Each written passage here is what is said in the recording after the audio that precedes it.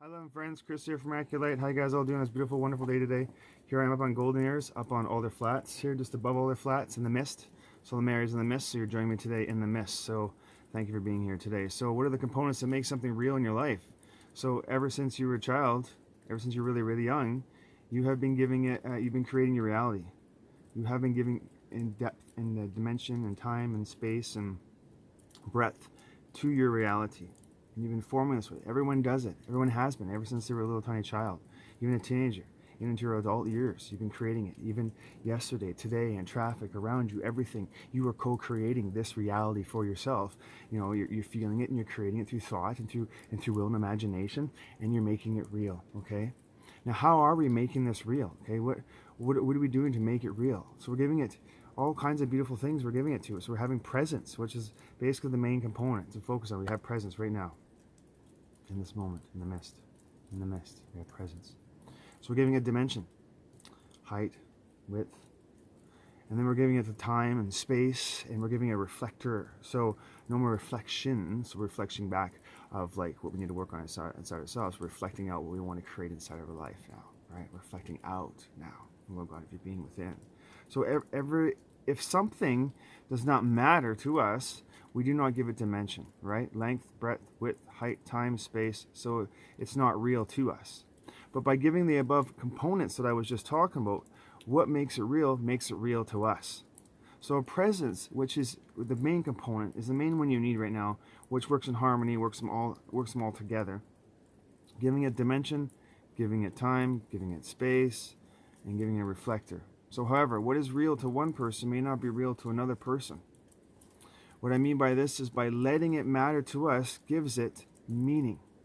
Matter comes from meaning that has significance, meaning it changes you. It changes you.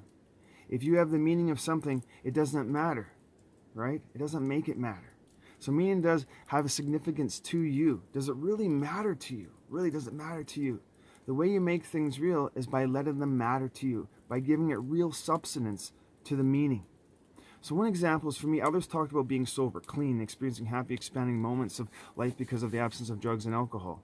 Sure, this being sober has meaning, but did it really matter to me? It did not matter at the time when I thought about being sober. All I thought about was just how impossible it was to get clean and sober. And I'm always going to be an addict, or I'm always going to be a drunk, no matter what I do. What's the point? What's the difference this time? Being sober only mattered to me if I experienced, right? If I experienced these feelings of being sober and the experiencing being clean, right, in my life. So experiencing a life that's sober, actually living a life of being sober, but well, that was impossible to even visualize or even feel at the time. Sure, I could have meaning to being sober, but it did not matter to me till I felt the feelings of sobriety, being sober.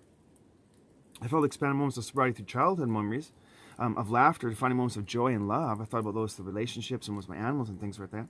Observing and measuring and being sober, I had to come up with new devices, right, for myself. I started looking through new moments of joy that I had in my life that were happening.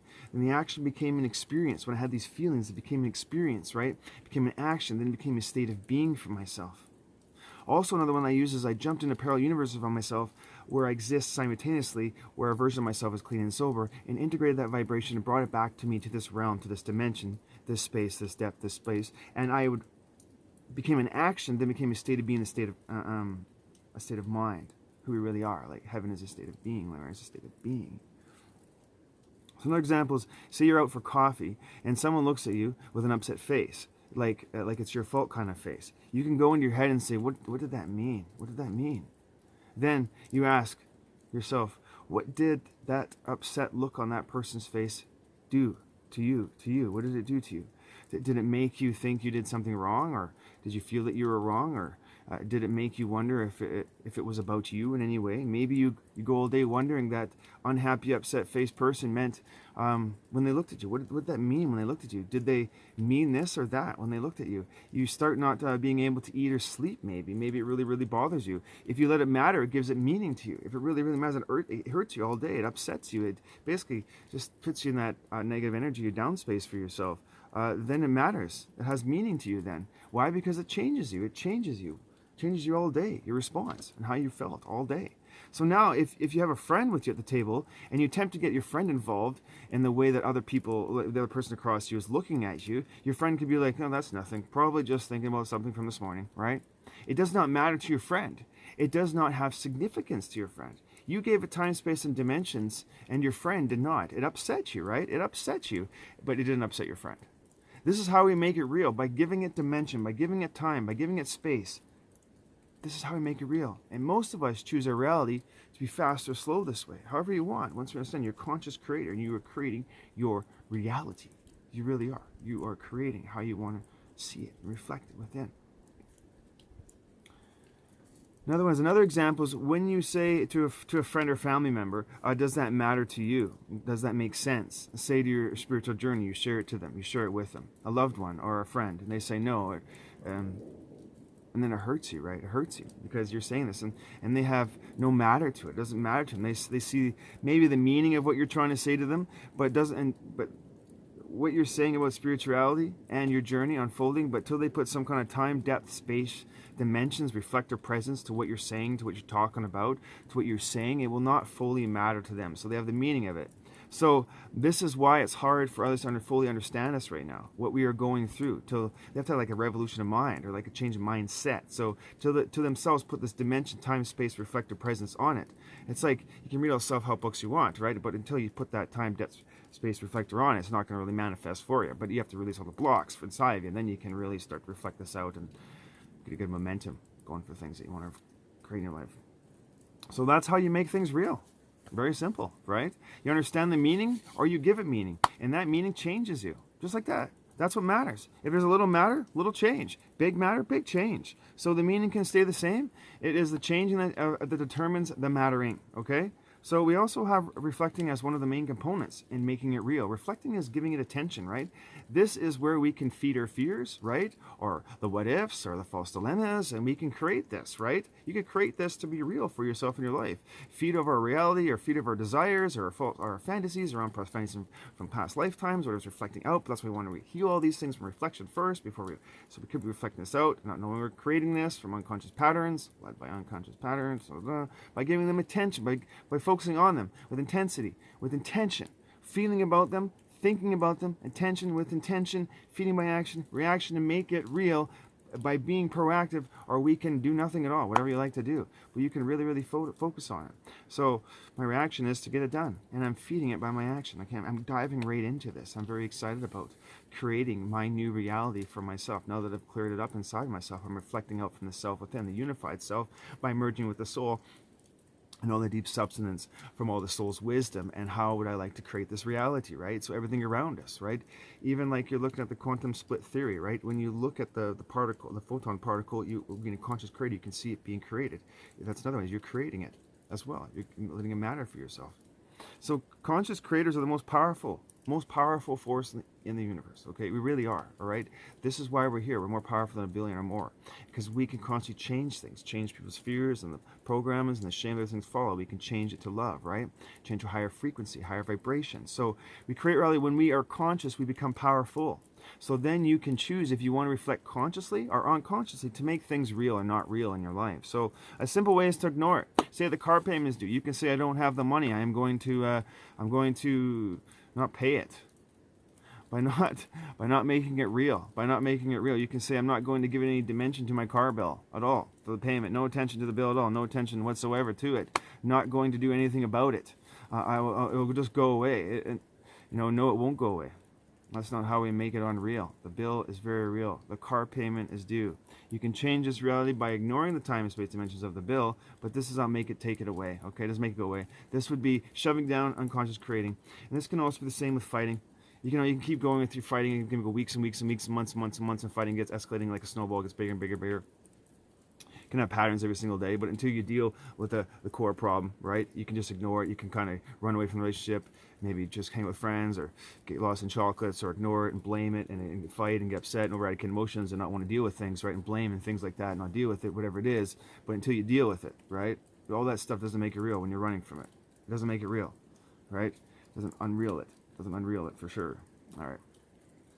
So this goes the same with illness, right? We can be sick. not eating much, losing weight, rashes, lumps and things. But by ignoring it does not make it go away, right? That's what the fighting does not make it go away, right? Doesn't make it. All right, so the sickness is already real. You have given it dimension. So the fighting is real. You've already given it dimension. You got to work through it, right? Ignoring it does not make it unreal or go away. That's a lot of us. We just tend to like hide away and shut down and hope it will go away, but it doesn't. These patterns keep on coming, and the universe keeps on reflecting us back to get us back to our soul power as well. So be conscious of the matters at hand. Give attention to change, to a new you now. All right, to a new you. It's time now to a world free of pain. By breathing in new sparks of light and new dreams, so you may drift out of the reality that you're stuck in, right? Or you wish to ignore by being conscious now of the things that you want to be real and apply it now to your life. So how do you want to create your reality? I always recommend working on ourselves inside ourselves is the deep core stuff inside of ourselves, working on that. And then that way you're not unconsciously reflecting that out. And then you become a conscious creator because you're aware, you have that attention with intention, and you can shift things. Like floating eyeballs of consciousness. Just shifting reality to a beautiful realm where we all unify. That's where you become. And so everything around us, the pencils to everything around us, everything you see, the cars, the buildings, is created through reality. But there's all kinds of things. If you're trying to tell something to somebody, and they maybe have the meaning of it, it may not matter to them until they put some time, depth, dimensions on it. So understand that when you're trying to explain something to somebody. Understand that. Why don't you get it? How come you don't understand this? Maybe because they haven't been there. They haven't actually been to the store and bought the ice cream and licked the ice cream. And then they say, oh yeah, I've been to that place. I had ice cream. It was really good ice cream, right? So they want to have some kind of, maybe you can give them some feelings of it, right? How would you give feelings of it? Some memories of feelings so they can grasp on it somehow, some way for them. That's how maybe they identify to it. But that's the best way I'm thinking for it, because the feelings become an action, which becomes a state of being, a state of mind. So that's why theta is so important. That's why feelings are so important. So when you're feeling something, right, and you're feeling it from the will of your being, or from the will, like Creator's will, God, Goddess, Lolo's will. You're feeling it from your will, right? And you create through imagination with your soul, and you create beautiful realities for yourself. You are a conscious creator, and you are here to help and assist and create a new evolved human being, a new evolved world. All right, that's what you do. You are creating this by sitting on the master chair with them. Conscious creator you are. This is Chris from Miraculate. Hope you enjoyed my little message today about the components that make something real. All right, thank you so much for being here in the mist. Mary's in the mist. Marian, Syrian, blessings. Chris from Miraculate. Boo!